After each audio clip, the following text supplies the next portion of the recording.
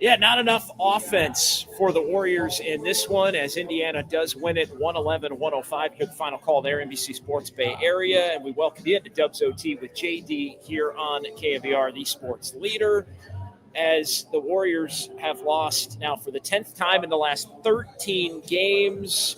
Jonathan Kaminga, amid all of the questions about who the heck Steve Kerr was addressing among the Warrior young players following the win in Minnesota on Saturday. Kind of a back and forth, a lot of back and forth in the pregame press conference before this one between Steve Kerr and reporters, myself included, asking about the young players and some of the execution issues down the stretch and everything, and a hint in the air of some potential uneasiness as far as Jonathan Kaminga's potential future with the Warriors. And Kaminga went out and was really good. One of his best games of the season, 26 points off the bench, efficient, getting to the free throw line, although he's got to make his free throws, but also 8 boards, 4 assists, and unfortunately doesn't add up to a Warriors win in this one because Stephen Curry, they didn't get, hey, what's going on? Appreciate you. Oh, what's going on? We got people. You got stopped by. What's your name? Jules. What's going on, Jules? Good to see you, man. Yeah, nice to see you. I remember meeting you before. Yeah. Good to see you, bro. I love it. Appreciate it, man. Jules checking in here and getting a little video going as we are at Harmonic Brewing in Thrive City on this Christmas Eve Monday night. So 808 KNBR, the number 415-808-5627 to give me a call or shoot me a text here as the Warriors feel good win on Saturday night, and they come right back home with a chance to really build some positive momentum. And unfortunately, they're right back in the loss column, which continues to, I think, add to the urgency as to whether or not the Warriors are going to be able to look to make a move, look to do something. And again, with all of the speculation surrounding Jonathan Kaminga and him playing well tonight, responding to some of the criticisms of the head coach, Steve Kerr, he plays well, but it still adds up to a Golden State Warriors loss. And so I think that only will further the discussion as to whether or not the Warriors continue to look to make some moves to try and improve this roster overall. And even with the Kaminga 26, as we were talking about, and Andrew Wiggins coming alive a little bit in the third quarter, just not enough offense on a night where the Warriors only 12 of 38 from 3. Indiana was worse at 11 of 35, but the Warriors shoot 43%. Indiana a little under 49%, and that's good enough. Everybody in double figures among the Indiana starters in this one. TJ McConnell just kills the Warriors, 3 for 3 from three-point range, 13 points. And unfortunately, some big buckets for the Pacers in this one as they prevail by that final of 111-105. So 808 KNBR, 415-808-5627, the number to call in or text. Golden State Lumber and Building Materials text line open as well. We hope to be streaming on YouTube and Twitch here coming up. We are on YouTube now. I know we had a little bit of a problem getting things going, but I think it got corrected right as we were about to start the show. So we are live on YouTube, on the KNBR YouTube page. Appreciate everybody, as always, filing into the chat here with their comments and questions from this one. Some thoughts on this one. Warriors immediately turning the ball over too much early. They were down 14-10. They were down 22-14. They closed the quarter, though, 18-11 to pull within a point. Buddy Hield came in, sparked things in that first quarter off the Warriors bench and helped the Warriors get to within one after one. Then in the second quarter with the Warriors down one, Jonathan Kaminga, really a part of the group that helped flipped the game for the Warriors. Curry, Podziemski, Moody, Kaminga, Draymond Green, 5-player group at the beginning of the second quarter, and Kaminga was plus 15 in that. And it was all at the rim. It was all easy buckets. It was no mid-range. There's been a lot of discussion the last couple of days about Kaminga in the mid-range. Draymond was finding him, and he really helped by getting into the interior, get the Warriors going, and the Warriors up 9 after trailing by as many as 8 early on there. So a nice flip. But then where this thing gets away from the Warriors is the end of the second quarter after they had built that 9-point lead. A 25-8 Pacers close to the second quarter, and the Warriors found themselves down by 8 after leading by 9. And Dennis Schroder really struggled. Andrew Wiggins really struggled in the first half. Stephen Curry just was not aggressive, I thought, early again in this game. He has just not been aggressive enough and getting himself going in a lot of these games. And then it winds up down the stretch where he's trying to do it as the team is trying to come back and fight and scratch and claw. And then he hasn't always been able to get into a rhythm. And I think in part because he's been a little too deferential early on in some of these games. The ball movement was good overall for the Dubs in the first half. 8 turnovers, though, canceled out some of the positives, especially the early turnovers. And again, as you look at the story of this game, the end of the second quarter really is the point of this game. Warriors had some control of it. Kaminga was playing excellent, and that group that finished the half, Kaminga was a part of that as he got a second shift there at the end of the frame after bridging the first and second quarters and being a plus 10 or plus 15 rather in 10 minutes. He was a part of the group with Schroder and Curry, Wiggins and Draymond Green, and that group really struggled to finish the half. So the Warriors down 8 beginning of the third quarter. Draymond Green then went to the locker room after the first 2 minutes of quarter number 3. Kaminga with the early sub there. And after the Warriors had gotten down 10, Kaminga again making a positive imprint on the game. And this time it was more driving the ball himself, not necessarily the offense that was tailor-made for him, but driving the ball, moving the ball, rebounding the ball. In this one, that's when Andrew Wiggins came alive for the Warriors.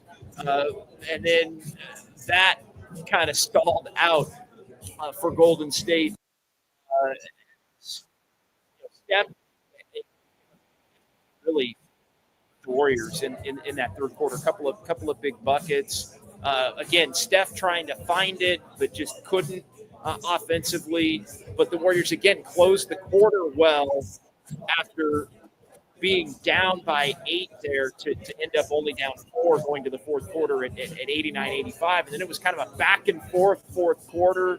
Wiggins got the first 4, continuing his surge, and then Wiggins went cold. After that, the game was tied at 8-9. Curry gave the Warriors the lead on a 3 early in the fourth quarter. Kaminga was still doing his thing, offensive rebound, put back. He drew a foul, and I thought one of the more deflating moments of the fourth quarter with Kaminga playing so well. He gets the offensive rebound with the Warriors up 2, gets fouled, goes to the line, misses both free throws. Siakam tied it at 95. Kaminga again with an offensive rebound, put back to put the Warriors up, but execution was in play for the Pacers down the stretch.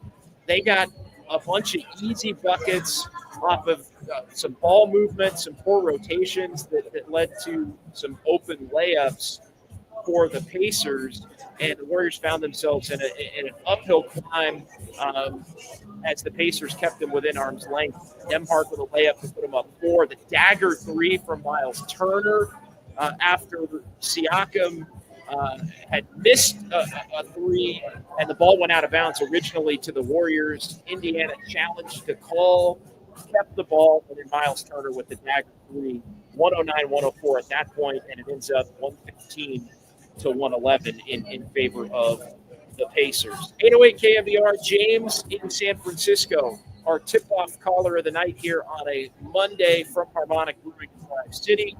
What's going on tonight, James? You're on the Sports Leader.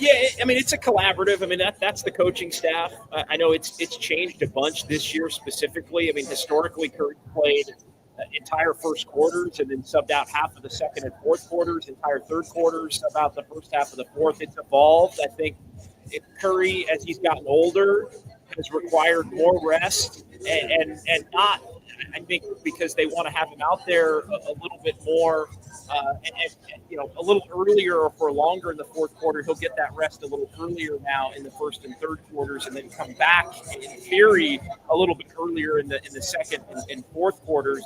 That's been something that the Warriors have really tinkered with. Curry just doesn't look healthy to me. Like that's the bottom line. I don't know about not wanting to be out there and all that kind of stuff. I don't know where that was coming from, but he doesn't look like he's fully healthy. I think this knee thing that popped up in the middle of November, which, by the way, coincides with the Warriors' overall struggles here, really toward the end of November and the 10 of the last 13. Like, Curry has not been Curry. The whole formula for the Warriors to be successful is Curry has to be an elite player regularly.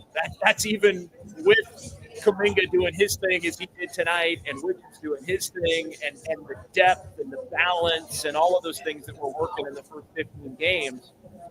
Curry being a superstar and playing at an exceptionally high level is a major, major part of that. And he hasn't, I think, in part because of the physical ailments that have popped up here over the course of the last month. He just has not been his usual self, and I think the Warriors have been hurt by that. You look at what he did in Minnesota the other night. He carries them at the end of that game, hitting 3 consecutive threes.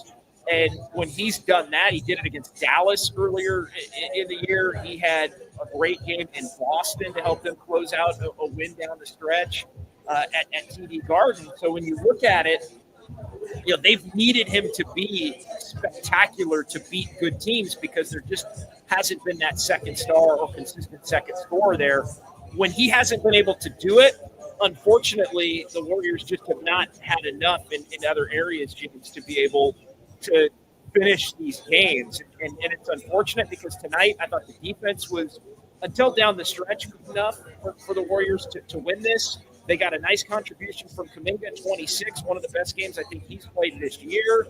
But all in all, not enough from their superstar. 10 points, 2 of 13, 2 of 9 from 3.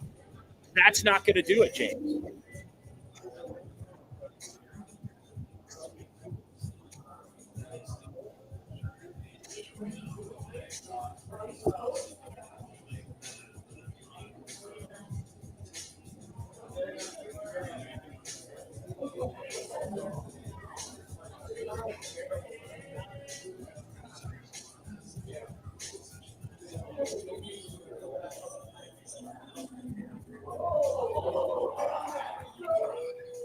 Yeah, no, I think it's physical, James, and thanks for the call. And it is also part of why the Warriors over the last 3-4 weeks have really ramped up, I think, not only the Dennis Schroder deal, but also looking to get that second star because they know Curry can't carry the load. Come on over here, my man. What was your name?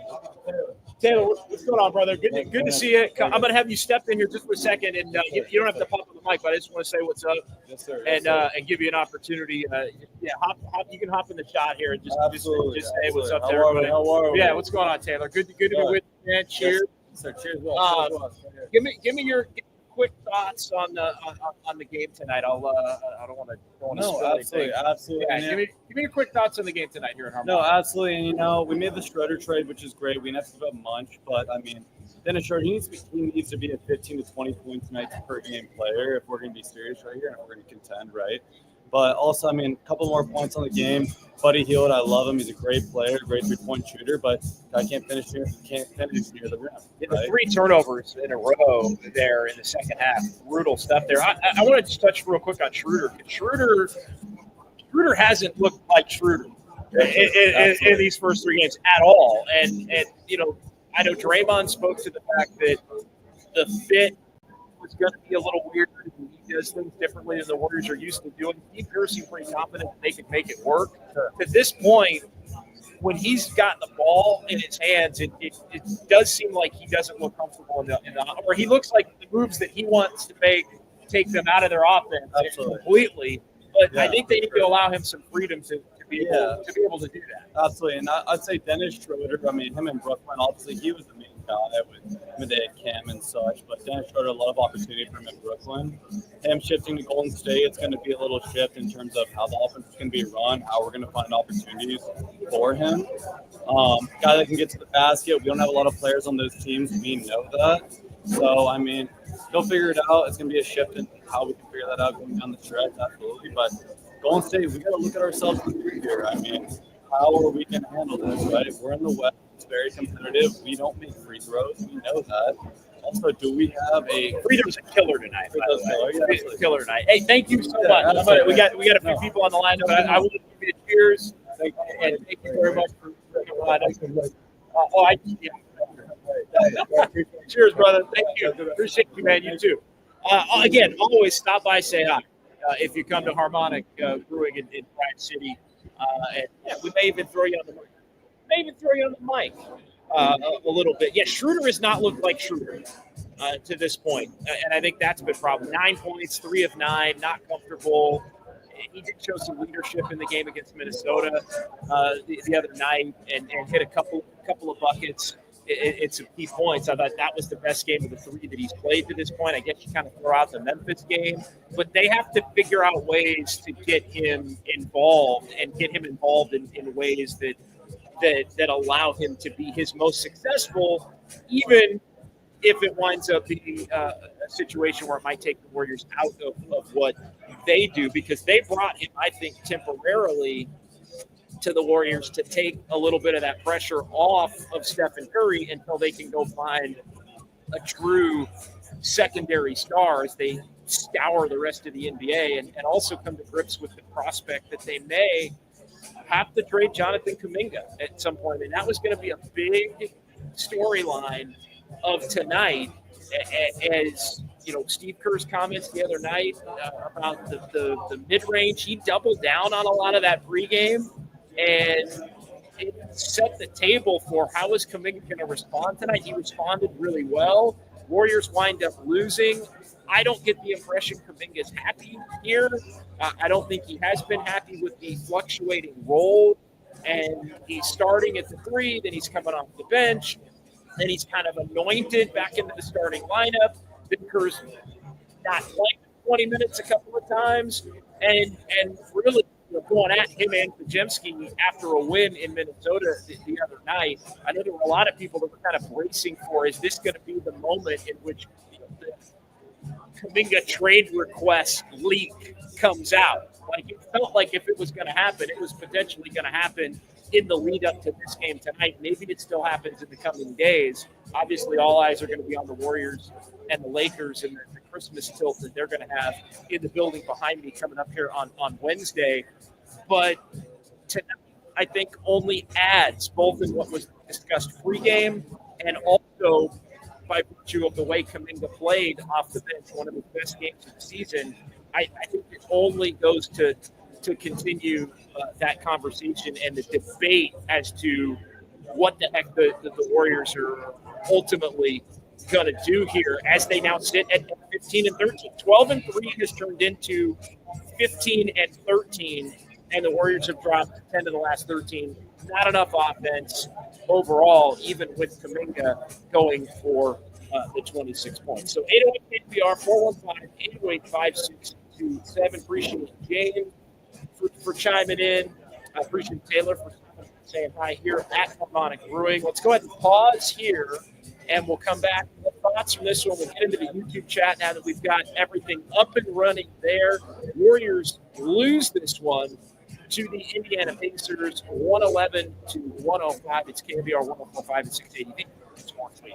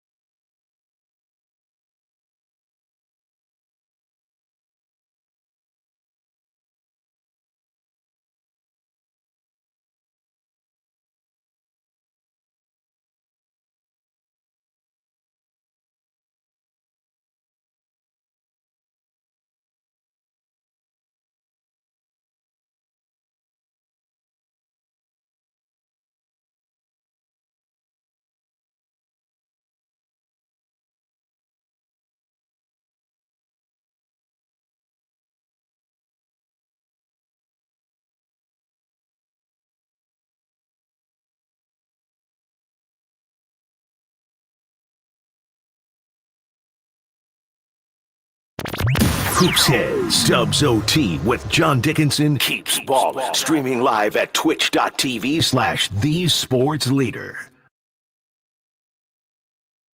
Halliburton holding on Schroder. Shot clock down to 7. Halliburton in the lane. Kick it back out. Turner, big three on the way. Got it. Miles Turner buries a three. All right, that was the dagger three from Miles Turner. Pacers beat the Warriors 111-105. Back here, Dubs OT with JD on KNBR, the sports leader from Harmonic Brewing in Thrive City. 808 KNBR, the number 415-808-5627. Apologies to those of you watching on YouTube and Twitch. We've got a connection issue in the studio right now, a technical difficulty in the studio. So you can hear me cleanly on the radio right now. But on YouTube, I guess we had some technical issues at the beginning of the show there in the first segment, getting everything to the YouTube stream properly. But Kyle Haar in our San Francisco studios tells me that that has been corrected for this segment here, just in the nick of time as we get things going on KNBR 104.5 FM and 680 AM, the sports leader, a Cumulus media station. So hello to everyone in the YouTube chat here tonight. And I hope you can hear me loud and clear. I hope you can hear the music. I hope you can hear the highlights we're playing and some of the post-game press conferences, as well as we get to sounds of Dubs OT here between now and 11 o'clock as the Warriors lose for the 10th time in the last 13 games. 808 KNBR, 415-808-5627. FL Dubs fan, let's get to some in the chat, and then I want to get into some of the discussion from pregame as it related to Jonathan Kaminga. We can do that as well, but some more thoughts on this one. FL Dubs fan, two things I saw in the fourth that we need to see more of is Wiggins going back to Kansas on that spin move, and JK doing work rebounding. Yeah, Kaminga tonight, one of his better games of the year because he had 8 boards, and he had 4 assists tonight. It was really like he didn't try to do too much early. He took what the defense was giving him. They got him a bunch of stuff at the rim early, and then it opened up the drives later.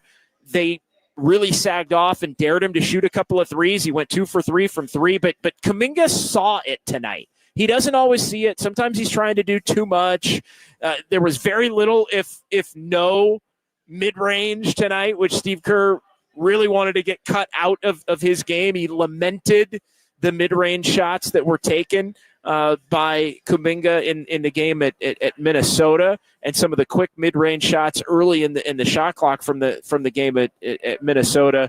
Not a lot of that tonight, which led to a really good game from Jonathan Kaminga overall. More from the YouTube chat. Another clutch game, says Clement Ackers. Do you think JK is getting traded before the end of the year? We need something to happen quick before this gets out of hand. I do think the Warriors are going to trade Jonathan Kaminga. I don't know the timeline on that. I do think in the short term, and look, I've got some thoughts on the whole Kaminga saga. As you know, he put on his Instagram last night a quick 3 photos to swipe through with the deuces basically, or peace out sign, or peace. It could be peace. There was a lot of inferring as to what Kaminga meant. We'll see if he comes to the podium tonight, what he has to say about that, because when he has been given the opportunity to speak to his frustration, he typically will take the high road. It's been his agent and his representations at times that have made things clear that he's not exactly the most happy with his role and the like. But the one thing, and I think the most important thing in the Kerr-Kaminga dynamic, is that Steve Kerr took the power back with what he said, and he made it abundantly clear in the pregame, and we'll play some of these comments for you later, but Kerr made it abundantly clear. He said, quote, "I'm not going to stop coaching Jonathan Kaminga." Last 2 games, his field goal attempts, his decision-making has been poor. That needs to improve. He went in on Kaminga and some of the mid-range shots. And here's something that I think has been a problem at times over the course of the last year. He's best when he's on the floor with others who can help get the easy offense for him. Curry, Draymond, even Pajemski, all make it easier on him to fit his game into that box that Steve Kerr wants him to fit his game into, that helps the Warriors be their most effective as a team. I think what's happened over the last year, going all the way back to that game against Denver in January, when he didn't play down the stretch after he had played pretty well, and the leak came out that Kaminga had lost faith in Steve Kerr. And I think since then, Kerr has really appeased Jonathan Kaminga. I think there's always been I'm going to make sure I get him out there. I'm going to start him. I'm going to give him his run. I'm going to Kerr and Kaminga, both to their credit, have said the right things and been able to coexist, and even have Kaminga grow to be one of the most successful Warriors players back end of last year before he got hurt in the lead up to the play-in tournament loss in Sacramento. But to me, there's been too much appeasing of Jonathan Kaminga from Steve Kerr. And I think he's been a little reluctant, whether it's not wanting to hurt Kaminga's trade value and have it completely cratered by publicly having a rift between the two going both ways. I think part of it could be a little bit of deference to Joe Lacob, the owner of the Warriors, who widely known as, Kaminga, one of his favorite, prized players on the Warriors roster, the biggest fan in the Warriors organization among everybody, or the biggest fan of Kaminga in the Warriors organization among everybody, the owner, Joe Lacob. So I think there was a little appeasement from Steve Kerr to Joe Lacob. Like, hey, let's try to make this thing work, because the belief among some in the organization is he has the ability to not only be a star, but have the potential to be a superstar. And I think given the way the last couple of weeks have played out, and it has played out oddly, I'm not going to lie, and really the whole season, from him starting at the 3, which is something that he wanted to do. And again, we've talked a lot about the fact that he believes he's a 3. He's always been better at the 4, and tonight his best at the 4, playing alongside Draymond Green at the 5, that stretch in the second quarter, into the first quarter, second quarter, where he really made the most significant imprint on the game. But as you look at Kaminga, I think Steve Kerr took the power back and said, hey, I'm going to coach this guy. And they kind of anointed him, which was odd after there were a couple of injuries, and they needed somebody to be able to step up and not only be a secondary scorer, but be a primary scorer in some of the games that Stephen Curry had missed. But there was just this odd trajectory of he starts at the 3, which is the position that he wants to play. I thought there was an appeasement there from Steve Kerr. I'm going to let him play the 3. We'll see how it works. I'm going to start Draymond and TJD at the 4. We'll start Wiggins at the 2 at the beginning of the year, even though they've always never really believed Kuminga's a 3. A week into the year, Kaminga goes to the bench, and he goes to the bench on a night where Steph Curry is out against the Pelicans, and the Warriors have one of their most surprising victories of the year. It really spurs Kaminga to a stretch where he was at his most effective this year and most effective to help the Warriors win. That stretch after the first 3 games where he was coming off the bench before they put him into the starting lineup as the injuries hit and as the Warriors started to struggle. I think the first tipping point this season in that Kaminga Warriors organization relationship was on the night Steph Curry is out, even though Kaminga in his mind thinks he's the number 2 in the pecking order in terms of scorer and future star status. Now you're coming off the bench there. I think that, and to Kaminga's credit, he handled that as well as he handled tonight in terms of his overall play. So credit to Kaminga on that. by necessity, he gets forced into a greater role. You've got Steph Curry and Draymond Green at the podium basically saying it's his time. Draymond deferring to Kaminga, saying, I'll come off the bench for him because he's a big part of the future. Odd. None of it added up. None of it made sense. Kaminga had a couple of great closes to games against the Rockets. He had some tough moments in some closes to games where he otherwise played well against OKC and Denver, and helped him beat Minnesota at Chase Center a couple of weeks back. But as he was allowed to have more on his plate, the shot selection got poorer. The attention to detail in the context of the offense got worse, and the Warriors were losing games. And I think Steve made the point that enough was enough the other night, but it has been, in fairness to Kaminga, an odd year in terms of starting, not starting, effective off the bench, back in the starting lineup, helping them close games, anointed, then taken completely out of the starting lineup again on top of that. So I can understand where maybe there would be some potential frustration on the Jonathan Kaminga front, but I give Steve Kerr credit for the appeasement being gone.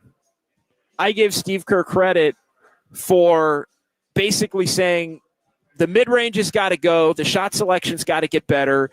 You got to be more patient on some of these plays and try to get the ball, especially down the stretch, to Stephen Curry. And you know what? If you're ticked off about it, then that's fine. You're going to be the one that's headed elsewhere. And so I think that's the best way that this relationship between Kerr and Kaminga can operate. Kaminga playing well in the role Steve Kerr sees fit, and the Warriors still behind the scenes without the leak coming out that Kaminga wants a trade, able to, without his value completely cratering, continue to look at the potential to include him in some kind of a deal.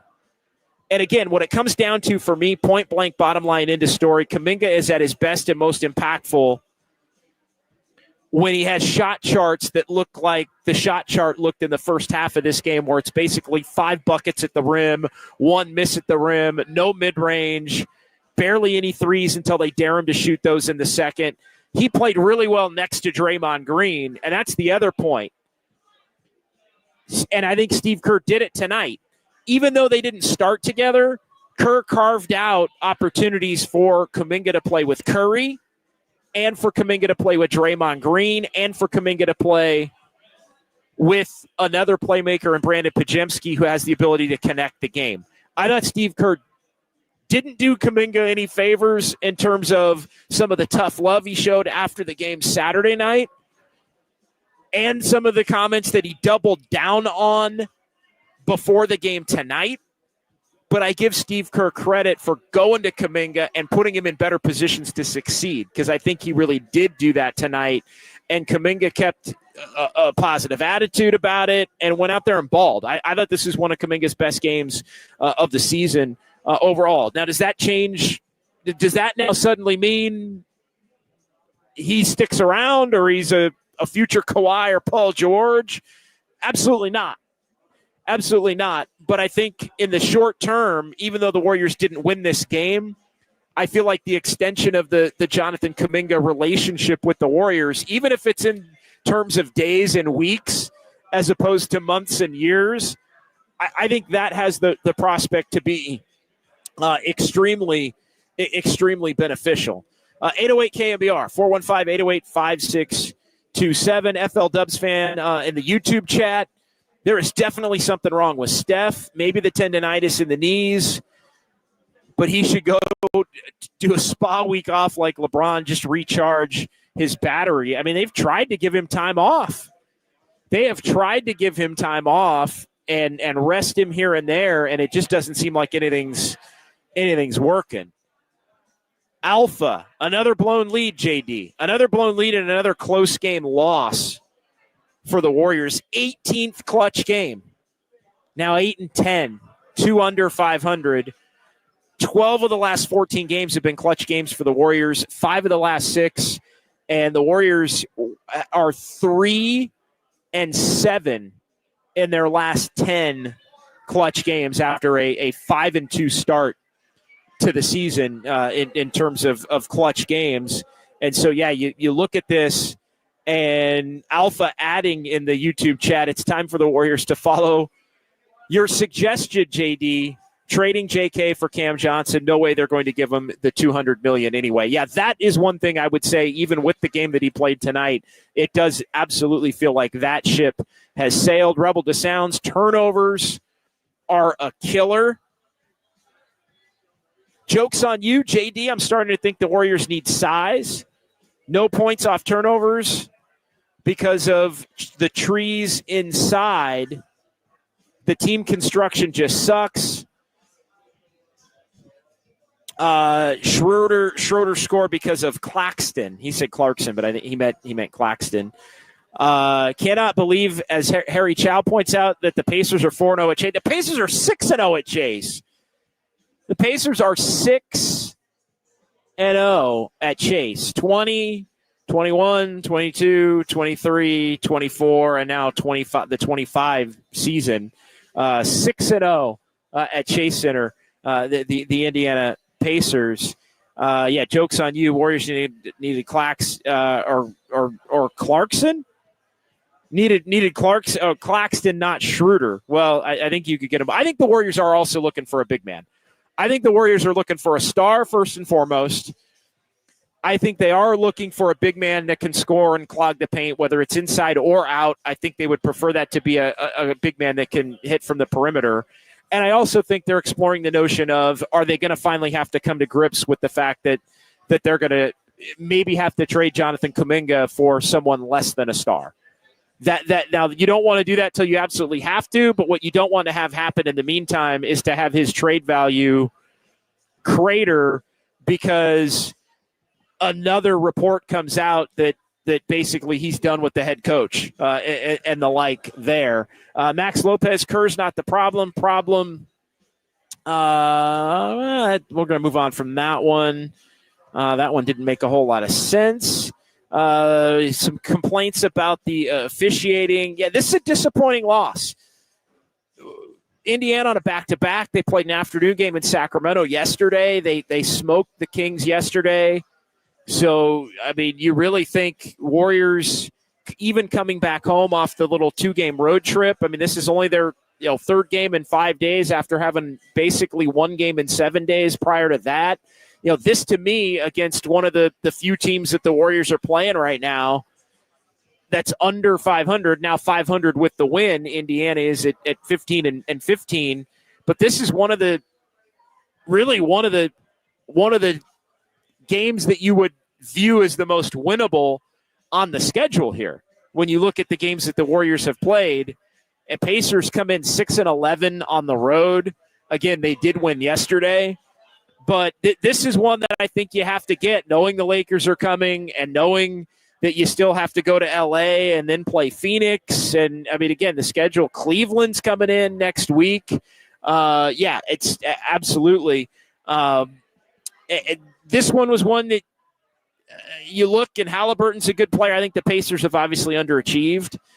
But you look at that lineup with Halliburton and Nembhard and Mathurin and Siakam, who the Warriors could have got, Miles Turner, who they perpetually are seemingly wanting to get, and then a guy like Halliburton, who they could have had in that 2020 draft, the safe pick that the Warriors didn't want when they went with James Wiseman, and Halliburton ended up going all the way into the double-digit picks, 12 to Sacramento. A lot of teams passed on Halliburton before the Kings. He basically fell in their lap, and then they flipped him for Sabonis in a trade that really up until this year had worked out for both teams.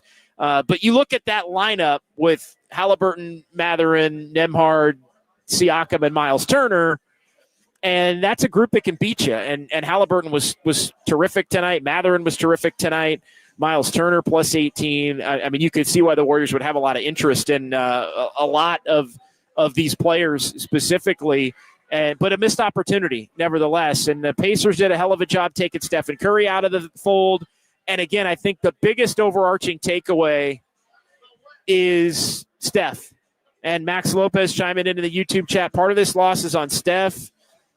this loss is on Steph. It is. I mean, he had a bad game. And again, the Warriors, I think this is where they are so dependent on him. They're just not going to survive a lot of games and win a lot of games where Stephen Curry plays at the level that he played at tonight. They need him to be dominant. They need him to be an all-star. They need him to be the future Hall of Famer and playoff series level MVP kind of a player. Andis Brown. Can't expect Steph to carry the Warriors every night. You can't, but it has to be more than one of every 7 nights, to Andis Brown's point. But the bigger point is, I think, the fair one, and I asked Steve Kerr about this at practice a week ago, and he continues to say, hey, they're putting too much of the burden on Steph. Age and the knee problems. And I think the knee problems are real. End of the second quarter, says Enrique Rivera. Yeah, 25-8. Not enough Steph tonight.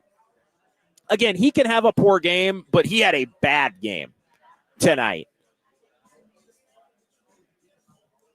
And not aggressive enough. 2 for 13, as Max Lopez points out in this one. He's got to be more aggressive, I think, early. Is he deferring to let others get involved? Is he deferring because he physically isn't all the way there where he needs to be? I mean, I think all of those things are up to debate on a night like tonight. But regardless, none of the things that the Warriors are looking to do are able to do if Steph Curry is playing with this version of themselves.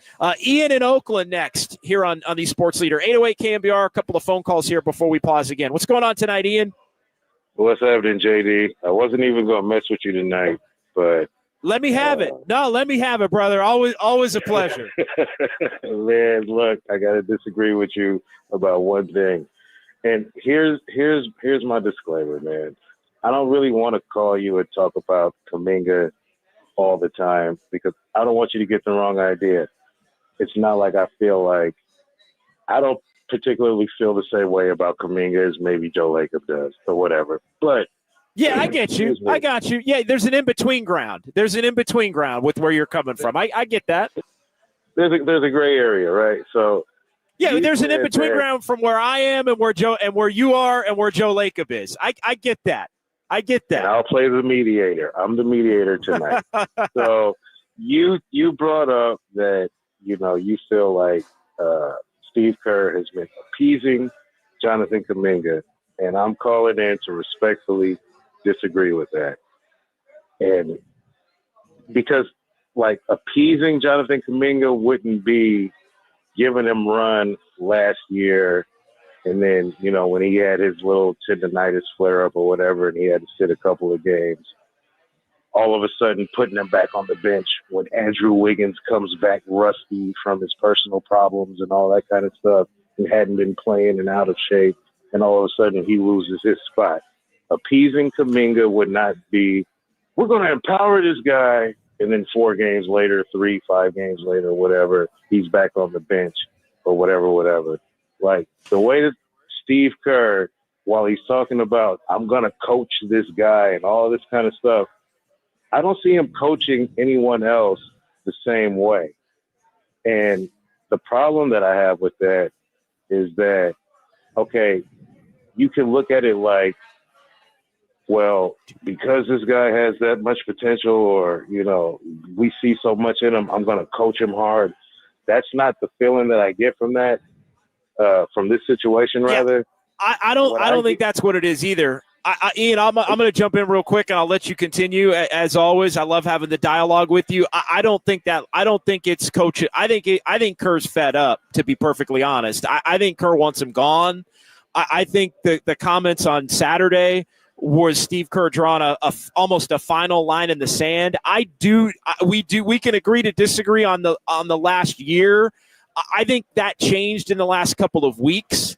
I think Kerr has been more like, if he isn't going to play a certain way, I'm taking him out and I'm not starting him and I'm doing what's best for the team in his mind, as opposed to maybe what's best for Kaminga to flourish. I think there have been some odd circumstances in the last couple of weeks. I agree with you where he was playing well coming off the bench. They needed more from him. He helped them win a couple games. He struggled in some other games down the stretch. All of a sudden, he's not starting. There's this weird Draymond deferring like he's the future. I'll come off the bench.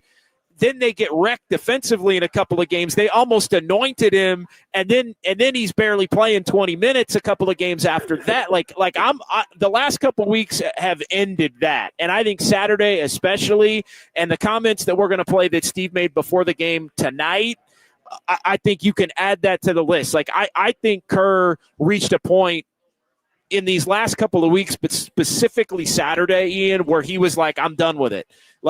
Get him out of here, throw him in the trade. To me, he was sending a message to the front office and the ownership. I thought it was like scorched earth. I thought it was basically like, I ain't doing it anymore. I've done it for the last 10 months. I'm not doing it anymore. So I'll let you continue on that note. I got a little long-winded on you, but I think there was some going to let him spread his wings a little bit because they didn't want to crater his value completely. I think all that's off the table. And now it gets even more interesting because Kaminga played so well tonight in the bench role, even though he wasn't happy with what transpired the last couple of days.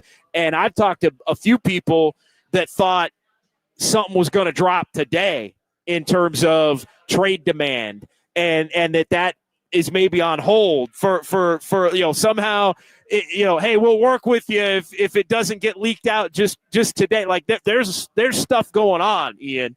So I'm with you on that last part. I don't think the way Kerr has spoken to it in the last week has been, I want to coach this guy because I want him to be here. I will agree with everything that you just said.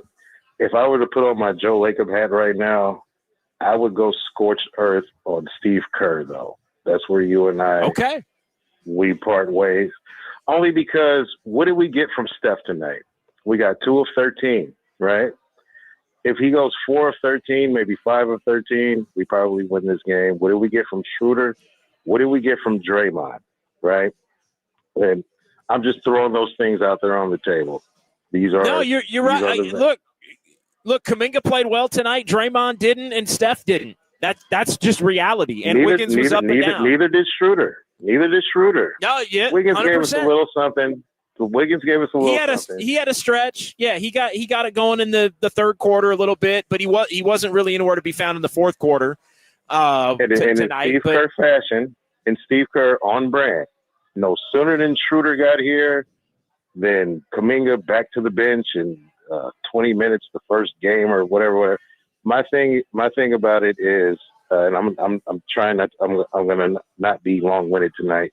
I'm gonna spare the airways, but I would have wanted to see them empower Jonathan Kaminga over the last few seasons. Steve Kerr can be done with it and want him off the team or, whatever. You stick with those 30 whatever plus year olds and all of that, and Jonathan Kaminga will be coming back here and busting your tail with that mid-range that you can't stand so much, while 2 of your 4 or 2 of your 3 35 plus year olds are going to be icing their knees, load managing or whatever. Jimmy Butler, he didn't even play for his team last year in the playoffs or whatever. So I get the logic when it comes to, because I feel the same way. There's a really toxic relationship between Steve Kerr and Jonathan Kaminga. I don't even believe it's that boiled over. It's boiled over for sure in the last couple of weeks and especially the last couple of days. That to me is undeniable, Ian.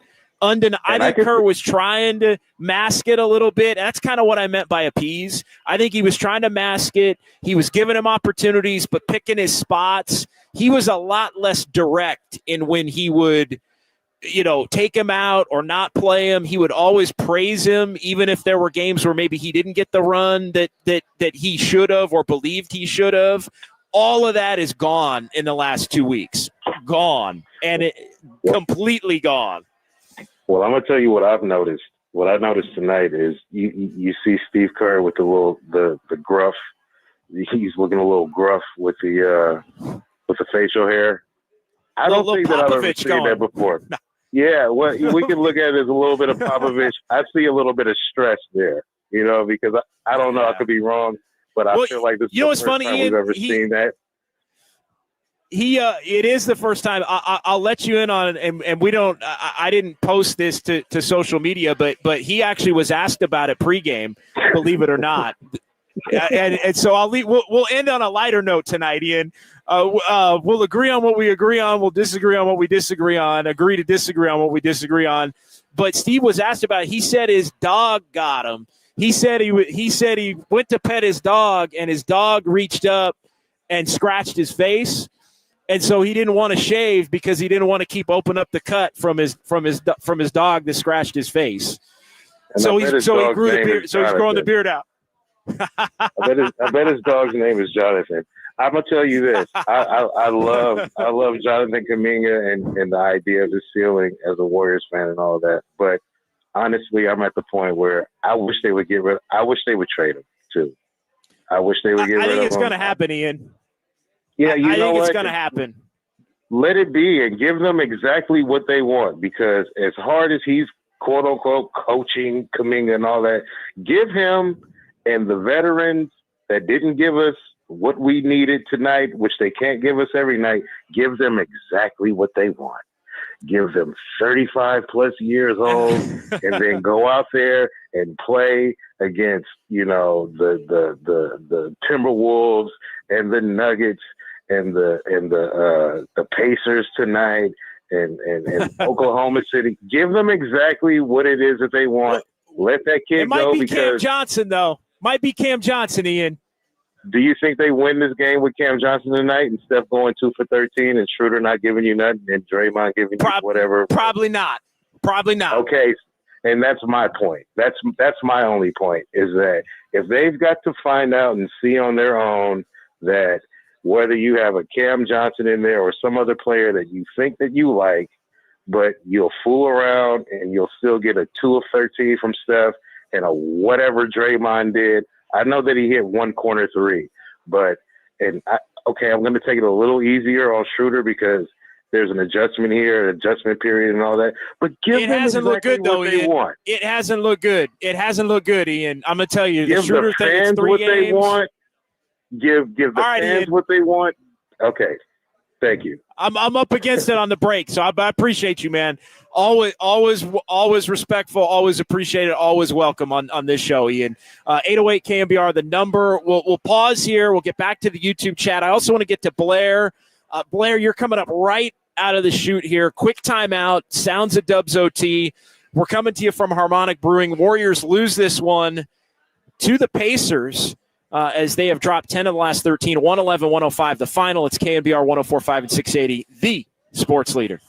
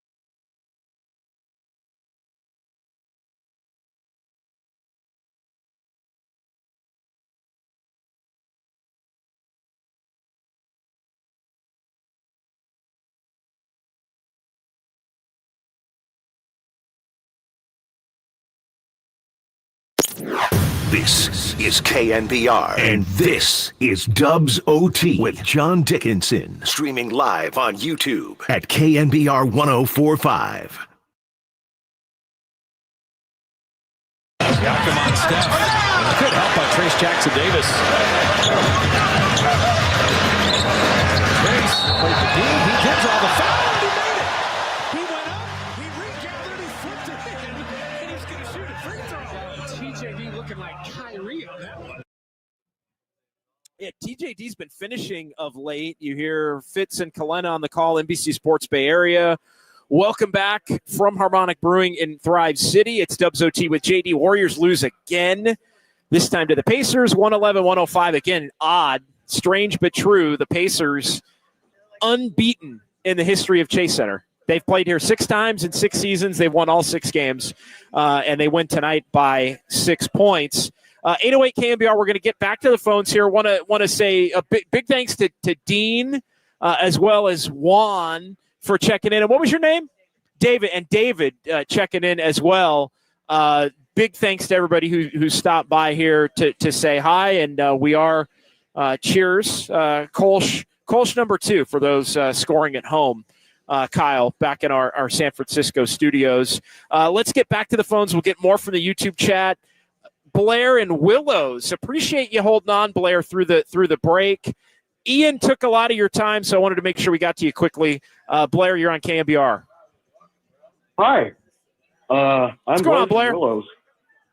The Hawkers that are purple, gold, and white are super cool because they actually care about the Hawkers.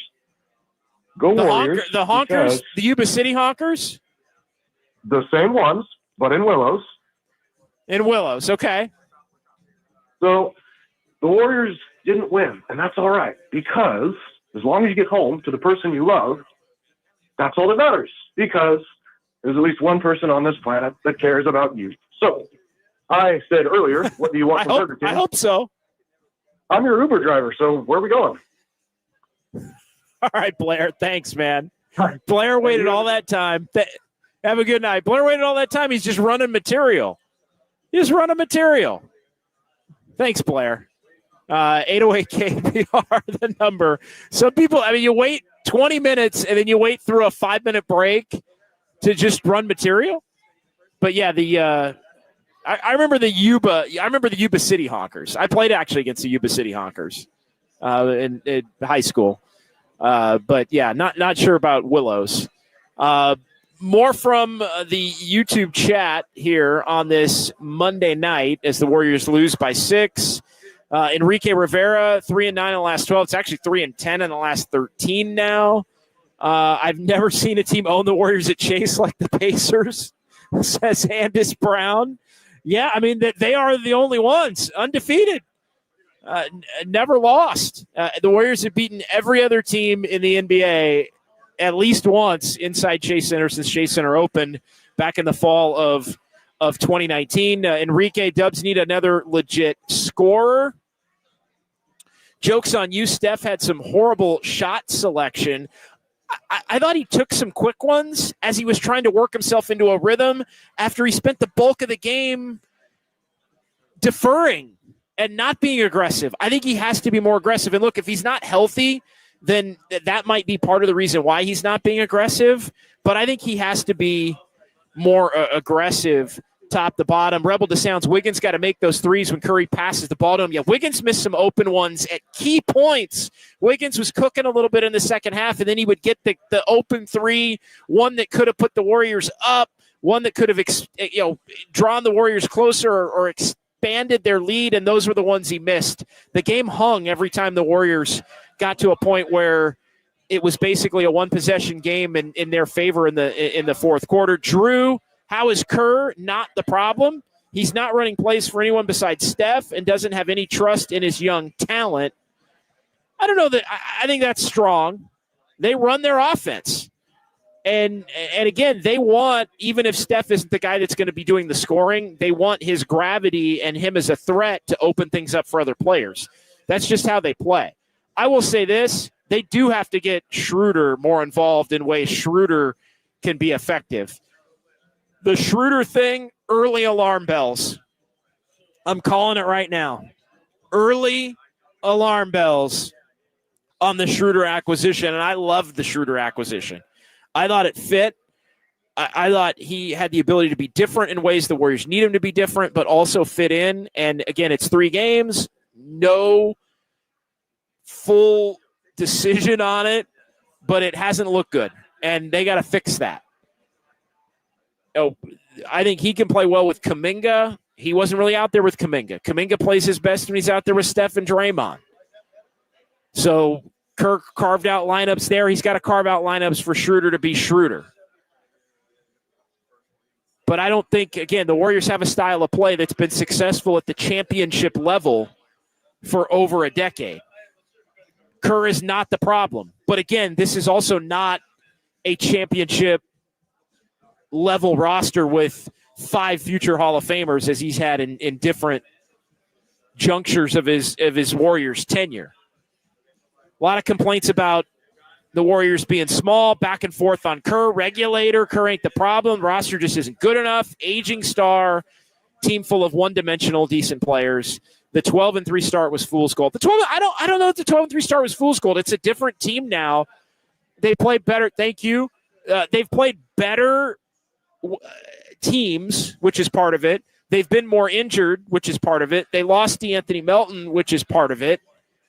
And they're not getting what they need from Stephen Curry. They're in the tinkering phase, and it's unfortunate. But as you look at it, I'm not going to call the 12-3 fool's gold. They had a great plan. What was the old Mike Tyson line? Everybody's got a plan until you get punched in the mouth. And the last 13 games, the Warriors have been punched in the mouth. And now it's on them to figure out and how to respond. And, Schroder, I think, is part of it. Do they look to move Jonathan Kaminga? I think is going to be another part of it. Bullet chest, this team will be lucky to win 40.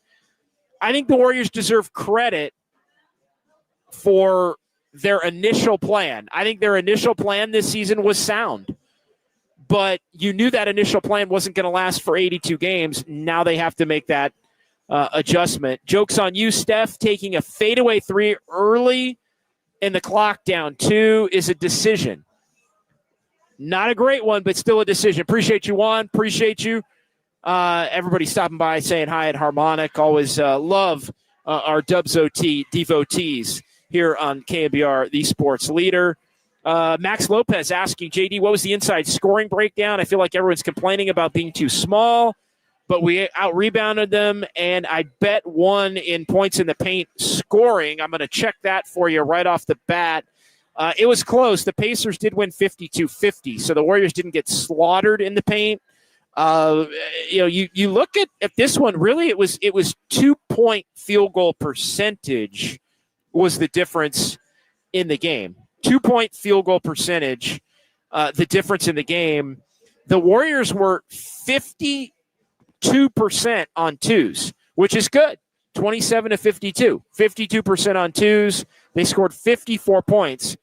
The Pacers were 34 of 50. They were 59% on twos, 68 points. So basically, the Warriors had the edge in terms of threes. Neither team shot it well.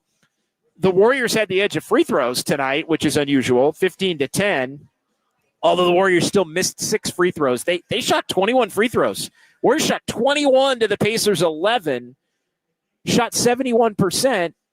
Kaminga was 6 of 9 at the line, which is actually an improvement over what he's been. But those 2 that he missed when the Warriors were down or up 2 in the fourth, critical.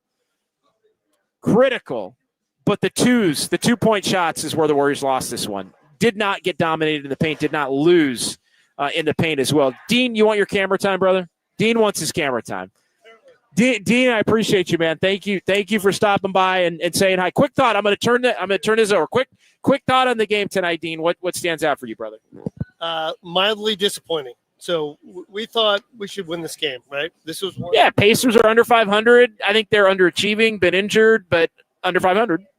So this is one that we will look back and say we should have got, right? So Warriors played hard, but we missed a lot of shots.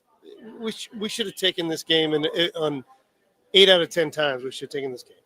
No doubt. I think that's a fact. But again, not enough from – I always look at you always have to look at the star players first. You always got to look at Steph. You got to look at Draymond. You got to look at Wiggins. Kaminga played up tonight, played well. They just didn't get enough from Steph. The Warriors need more from Steph if they're going to win games like that. It's just a reality. Again, Steph can have a meh game. It can't be 2 for 13. Like 2 for 13 is like you're not winning with 2 for 13. What's going on, my friend? What's your name? Derek. Nice to meet you, Derek. Derek, I'm gonna bring up come on. We got Dean and we got Derek. What's up? Appreciate you, man. Thanks for stopping by and saying hi at Dubs OT. Really appreciate it. You want to share a quick thought on the game? I'll relay it. We only have the one headset mic, so you just quick thought on the game. I'll let everybody know what you said. I was thinking the same thing that you were thinking. And trade Kaminga? No, I'm kidding. No, I'm playing. Dean does not want to trade Kaminga.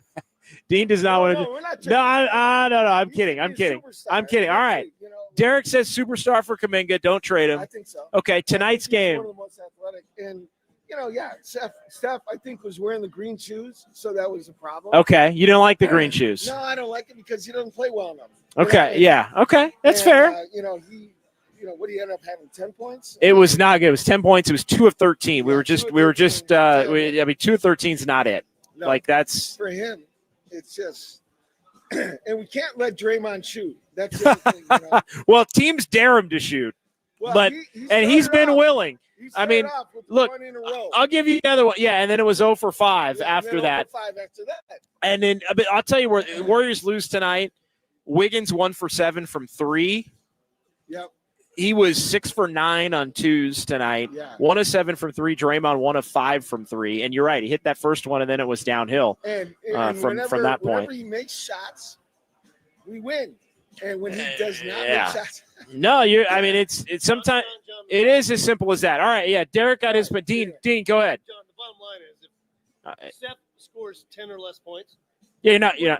You're not winning. Doesn't matter what Kaminga does. Doesn't matter who you trade for. Doesn't matter about Schroder. Draymond, good, bad, whatever. Turn the camera. Turn the camera. Look how easy that is. No. Everybody's on. What's that? It's Dubs OT with JD here on KNBR, the sports leader. Appreciate Alex from Harmonic on the personal text line. Happy holidays to you. Sounding great on the air tonight. Excited to see you on Christmas. Alex will be here on Christmas, which is a good opportunity to let everybody know we're going to be here on Christmas for Dubs OT. The game's at 5, so 7:30. Yeah, Derek wants to get a shot with Dean and JD. Yeah, let's go. Yeah, I mean, you really wanted it with Dean. I get it. You really wanted a shot with Dean. No, Derek, you, John. Come on. Appreciate you guys. Appreciate you guys. Yeah, that's it. Wednesday. Dean, have a great night. Y'all be safe. Thank you so much. Appreciate you. What was your name again? Zach, appreciate you. And Taylor. Yeah, Taylor, thanks, brother. Appreciate you. Thank you so much. Y'all be safe. Have a good night. Merry Christmas. Happy holidays. Happy New Year. All that good stuff. Appreciate you, brother. We're having a good time. Kyle Har, we're having a good time. Crack the mic, my man. Turn on the camera. JD, the man of the people. I mean, we are having a good time tonight. Let's check the board here. I want to get Eric in San Francisco, and then we're going to take a quick timeout after Eric. We're going to come back. We're going to do a quick Sounds of Dubs OT tonight, and we're going to call it a night because I'm going to be back on the air tomorrow at 6 a.m. with Kerry Crowley here on KNBR. We're going to be talking about a lot of the same stuff. I love the YouTube chat's been cooking tonight. We got Mike and Grace here tonight at Harmonic. But Eric, I'm gonna get you in here before we take a break. Final caller of the night here on Dubs OT. What's up, Eric? Hey, what's up, JD? Happy holidays. Happy holidays to you, my friend. Yeah, so here, watching the game tonight and watching the league as is, and the transition from the Steph and LeBron, KD era into, the, I guess, kind of Jokic, Giannis, but, more Shea and Wembanyama, Edwards era, where there's a paradigm of speed and athleticism, and now really going back to the whole with the combination of threes.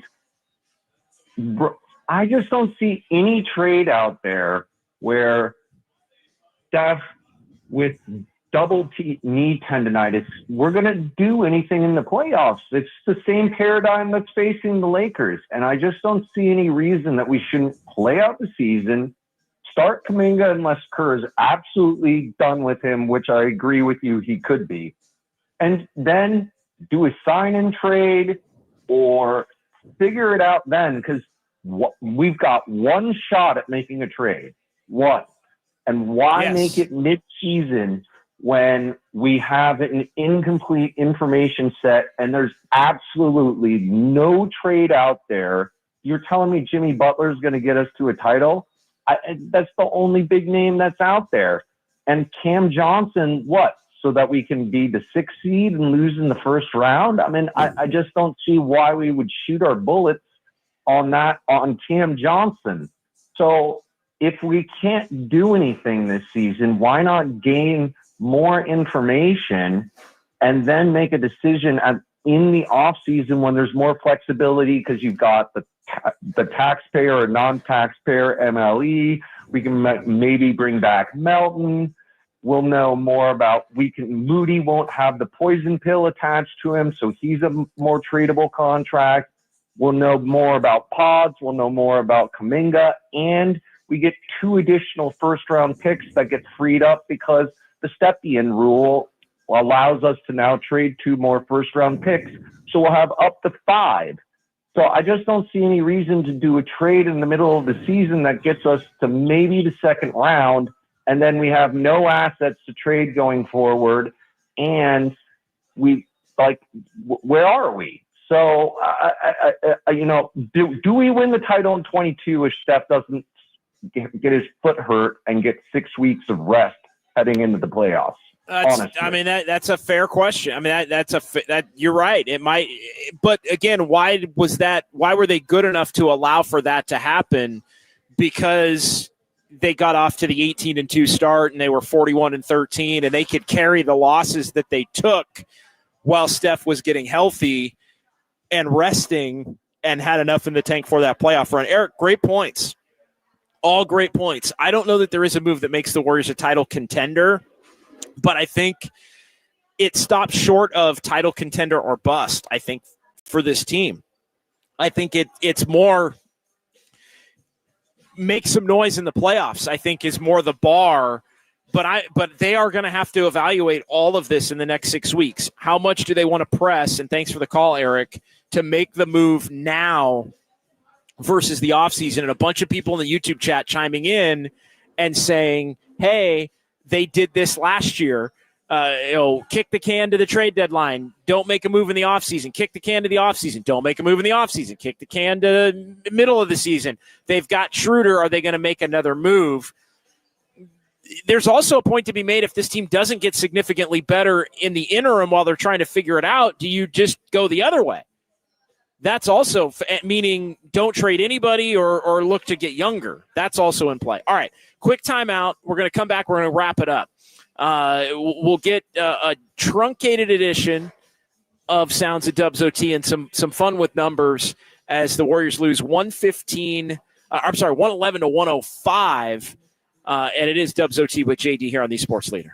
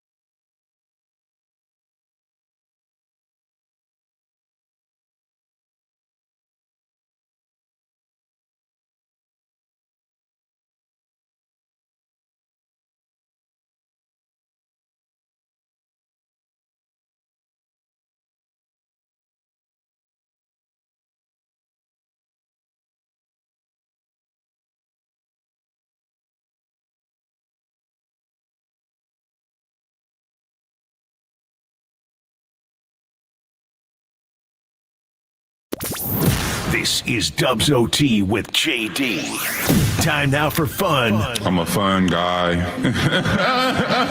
With numbers. No, I'm just having fun. On KNBR 104.5 and 680. Streaming live on KNBR.com and the KNBR app. All right, final segment here at Harmonic Brewing. Warriors lose 111-105 to the Pacers. We'll get a couple from the YouTube chat. We're just going to skip over sounds of Dubs OT tonight. We're going to play a lot of that sound. We're going to play a lot of that sound coming up tomorrow on Murph and Marcus, as I'm going to be sitting in along with Kerry Crowley here on KNBR, the sports leader, 6 to 10 tomorrow. And we'll be reacting to this one. We'll be reacting to everything Steve Kerr had to say pregame and talking a lot about the Warriors as they lose for the 10th time in the last 13 games. Pacers beat them tonight. Missed free throws. Critical down the stretch. Warriors end up on the night at the free throw line. Overall, 15 of 21, but 4 of the 6 missed free throws came in the fourth quarter for the Warriors. And Jonathan Kaminga missing a couple there. Kaminga played well overall, 26, 8, and 4 with a block, but 6 of 9 at the free throw line, missed a couple. 2 of the 4 that he missed, or 2 of the 3 he missed and 4 the Warriors missed, were in that fourth quarter as the Warriors will look to regroup and reconvene at Chase Center on Wednesday on Christmas for the 5 o'clock tip against the Los Angeles Lakers. All right, let's get to some of the numbers from this one as the Warriors have lost their last 2 home games. Now 7-6 at home. Again, it just is starting to feel too much like last year for the Warriors, man. It just not executing down the stretch. They're 8-10 now in the 18 close games, clutch games. And the Warriors now, with the loss, they are 8th in the Western Conference, half game back of the Lakers, who are in 7th. And again, you look at the wide-ranging scope of the Warriors currently, a game and a half out of 5th, 2.5 out of 4th, or 3.5 out of 4th, rather. But the Warriors also, at this particular point in time, 15-13, they're a game out of 11th.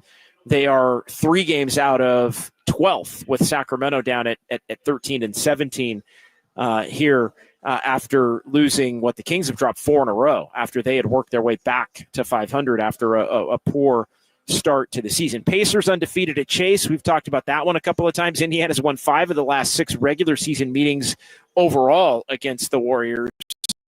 And we talked about the clutch, 8 of 10, the Warriors in 18 clutch games.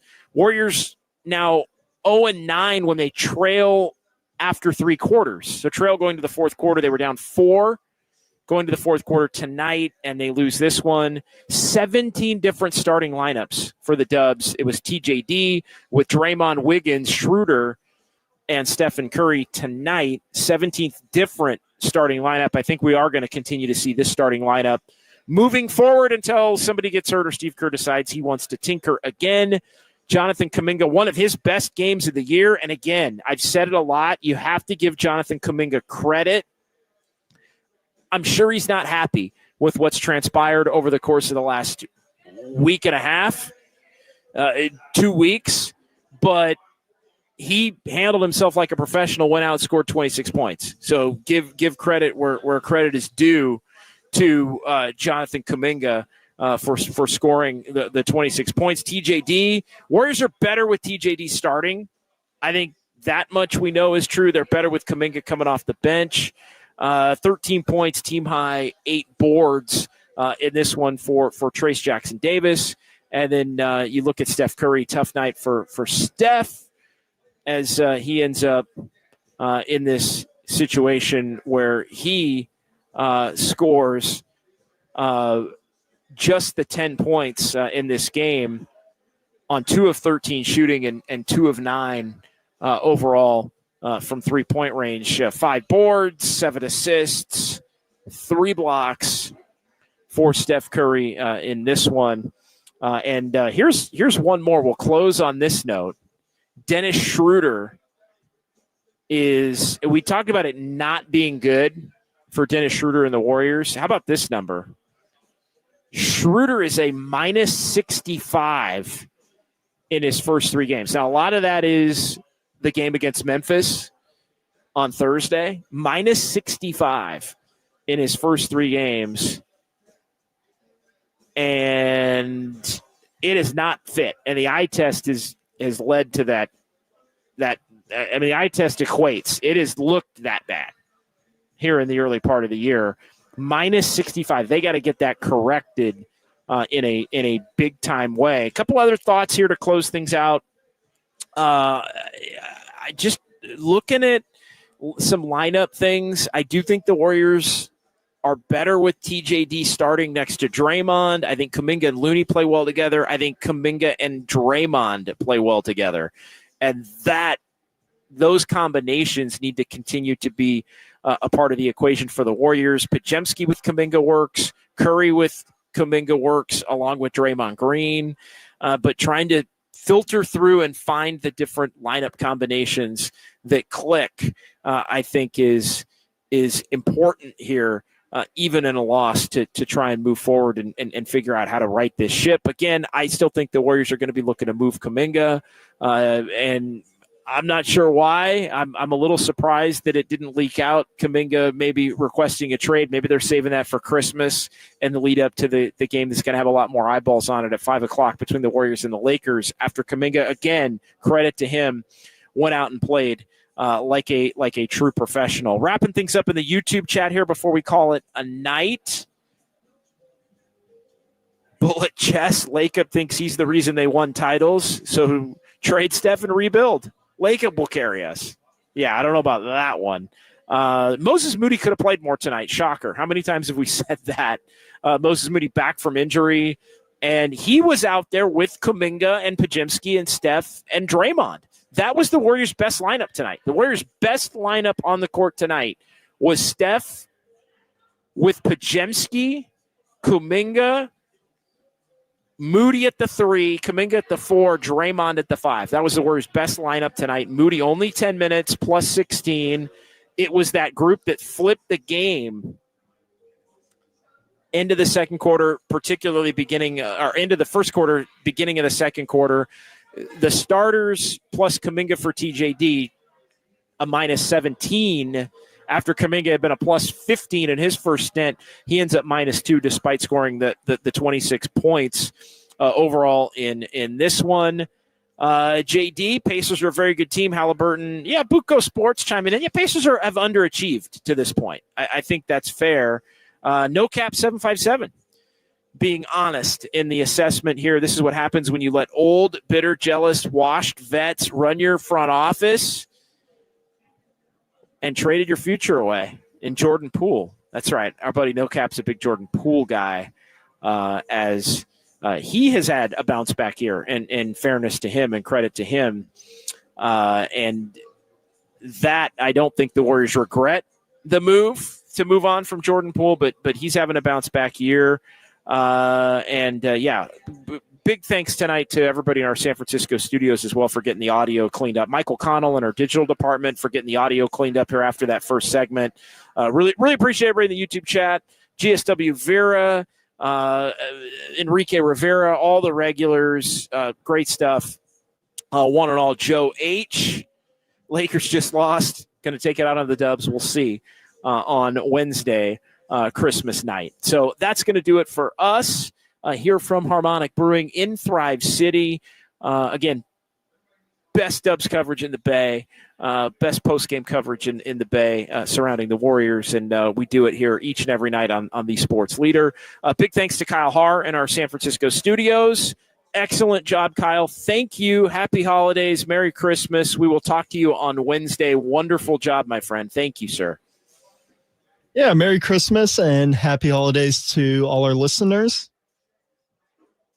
Yeah, definitely. And thanks to Jordan Pertari in our San Francisco studios. Thanks to Jacob Violante as well in our San Francisco studios. Mike and Grace out here at Harmonic. Alex will be on hand on Wednesday, and we will be live on YouTube and on KNBR immediately at the final horn, Warriors and Lakers on Christmas. Have a wonderful holiday, everybody. We'll see if the Warriors can get back on track.